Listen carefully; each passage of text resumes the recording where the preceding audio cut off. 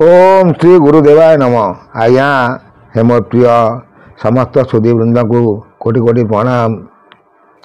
गत अध्याय आपन कहली तो माँ शक्ति आदिमाता जोगमाया स्वरूपणी सी जो जल भितर जो बिंदु को जो गर्भ को नेले से बिंदु ब्रह्म बिंदु से जो ज्योतिष रूप को दर्शन कले से ज्योतिर जो बिंदु खरण है से बिंदु को दुई हाथ धरिकी गर्भ को नेले तेणु से दी भाग हो गला।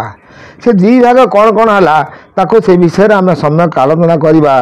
जो बिंदु गर्भे रहा कि रूप है तो जना न पड़ा विशेष भरा हुए वो उदर हे शून्य ब्रह्म उदाहरण धर ब्रह्म स्मरण होइले प्रसन्न आदि शक्ति की बुझाइले बहन। सेउठी से ब्रह्म को बसी चिंता कले प्रभु जो बिंदु मो गर्भर गला मो गर्भ आस्ते आस्ते उदर आस्ते आस्ते पीड़ा होती मत टे बुद्धि बतातु। से बुद्धि कौन आज्ञा से बुद्धि की बतवाई ठाकुर ताको स्वयं बुद्धि बतैले कौन कहले कौन नहीं आम देखिए आगु आस्ते आस्ते बढ़ी जे शून्य ब्रह्म उदाहरण धर ब्रह्म स्मरण प्रसन्न होइले आदि शक्ति की बुद्धि बताइले बेनी कोले बेनी करे करे बेनी करे किंतु सब लेखा थी बेनी कोले नाई आज्ञा बेनी करे पिंजरा को धइले नाभि मंडल ठारू चापी देले तहु बेनी मूर्ति हेले उत्पन्न बालक बालिका रूपे शोभन से आज्ञा बालक बालिका दुई जन को उत्पन्न कले माँ आदि शक्ति। आमर वैज्ञानिक माने सबू मनुष्य सृष्टि उपरे बहुत किसी मंतव्य देइछन्ति किंतु एठी लेखकार कथाकार स्वयं अच्युतानंद जे कि आमर उत्कल व्यास कहले अत्युक्ति हम नाई से मत दौरान बालक बालिका स्वरूप से जन्म हेले किए जन्म हेले आज्ञा दुईटी संतान जन्म हेले का गर्भ जन्म हेले ना माँ आदिशक्ति गर्भर से जन्म हेले। माँ आदिशक्ति आणले कौटू ना ब्रह्म पाखु आणिले से ब्रह्म किए से ब्रह्म उपर बहुत एपिसोड कर छाड़ी आपण मैंने देखिपारे तेणु सी कौन कहते अक्षर स्वरूप तहु बेनी मूर्ति है उत्पन्न बालक बालिका रूप शोभन अक्षर स्वरूप से राम नाम आद्य नाम ब्रह्म है जन्म अनंत कोटि नाम से तार महाब्रह्म नाम बाहर से ही अटंती जे जीव परम से ही प्रकृति पुरुष उत्तम से ही राम नाम अटे सिद्धांत वेद वेदांत न मिले अंत से आज्ञा जो दुईटी शक्ति जन्म कले से गोटे पुरुष गोटे प्रकृति बहुत सुंदर तथ्य आज्ञा से भी से गीत हिसाब से कहते आज्ञा आद्य नाम ब्रह्म हेले जन्म ब्रह्म से जन्म हेले कौन जन्म हेले अनंत कोटि नाम से सार महाब्रह्म नाम बाहर से ही अटंती जीव परम से ही प्रकृति पुरुष उत्तम से ही राम नाम अटे सिद्धांत वेद वेदांत न मिले अंत से जो प्रकृति पुरुष जीव परम से सृष्टि कराइले से माँ आदिशक्ति।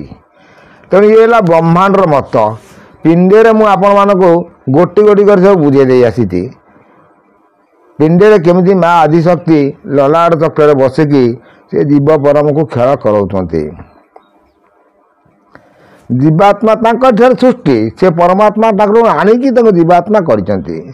ये बहुत सुंदर तथ्य जब आप धीरे धीरे देखिए बहुत तथ्य सब पाइपर आउ से कौन कहते आम आगू बढ़ी देखा बेनी मूर्ति नीला गौर वर्ण सर्वत्र विजाते ब्रह्म ही चिन्ह आद्य स्वयं एक ब्रह्म थिला तहु प्रकृति जात होइला प्रकृति सब होइले जात 21 पूरा होइला ख्यात आगे कौन थिला आज्ञा किछि नथिला गोटे शून्य थिला शून्य रु कौन आसिले से विषय कहते जे बेनी मूर्ति नील गौर वर्ण सर्वत्र विराजे से ब्रह्म चिन्ह आद्य स्वयं एक ब्रह्म थिला तहु प्रकृति जात होइला ब्रह्मरु प्रकृति जात है प्रकृति बोलते सतरात जगत सूर्य मंडल नक्षत्र मंडल सबू नहीं सौर जगत मंडल नहीं से हूँ प्रकृति रूपा देवी आदि शक्ति ତେଣୁ ପ୍ରକୃତିରୁ ସବୁ ହୋଇଲେ ଜାତ ଏକୋଇଶ ପୁର ହୋଇଲା ଖ୍ୟାତ। ଏକୋଇ ବ୍ରହ୍ମ ସର୍ବତ୍ର ବିରାଜେ ବସ୍ତୁ ବିକାର ଭିନ୍ନ ଭିନ୍ନ ରାଜେ। ଏକଇ ବ୍ରହ୍ମରୁ ହୁଏ ଅନେକ ଯେ ବ୍ରହ୍ମ ସେଇ ନାମ ଅଲେଖ। ସେଇ ନିର୍ବିକଳ୍ପ ପୁରୁଷୋତ୍ତମ ଶୂନ୍ୟ ଶୂନ୍ୟ ମହାଶୂନ୍ୟ ବିଶ୍ରାମ। ଅଚ୍ୟୁତ ନାମ ବ୍ରହ୍ମେର କଲୟ ବୃଥା 84 ନ କର ଭୟ। ଏ ଅଚ୍ୟୁତ ଯେଉଁ ବ୍ରହ୍ମ ଉପରେ ପଚାରିଲୁ ମୁଁ ତତେ ସେ ବ୍ରହ୍ମର ସୃଷ୍ଟି ଆଦ୍ୟନ୍ତ ବିଷୟ ସବୁ କହିଲି। ତେଣୁ ତୁ ସେଇ ବ୍ରହ୍ମରେ ଲୟ ରଖ। ବ୍ରହ୍ମରେ ଲୟ ରଖିଲା ପରେ 84 କି ସେ କହୁଛନ୍ତି 84 କି ନ କର ଭୟ। ତାର ଅର୍ଥ ଯେ କହୁଛନ୍ତି 84 ଲକ୍ଷ ଯୋନି ବିତିଲା ପରେ ମନୁଷ୍ୟ ଜନ୍ମ ହୁଏ। ତେଣୁ କଥାକାର ମାନେ ସେଇ 84 କି ଭୟ କରନି। ତୁ ଆଉ ଜନ୍ମ ମୃତ୍ୟୁକୁ ତାକୁ ଚିନ୍ତା ହିଁ କରନି। ତେଣୁ ସେ ଭଲ କଥା ଆହୁରି ସେ କହୁଛନ୍ତି ହେ ଭକ୍ତ ତତେ କହିଲି ବୁଝାଇ ବ୍ରହ୍ମ ଧ୍ୟାନ ମନ ଥାଅ ମଜାଇ।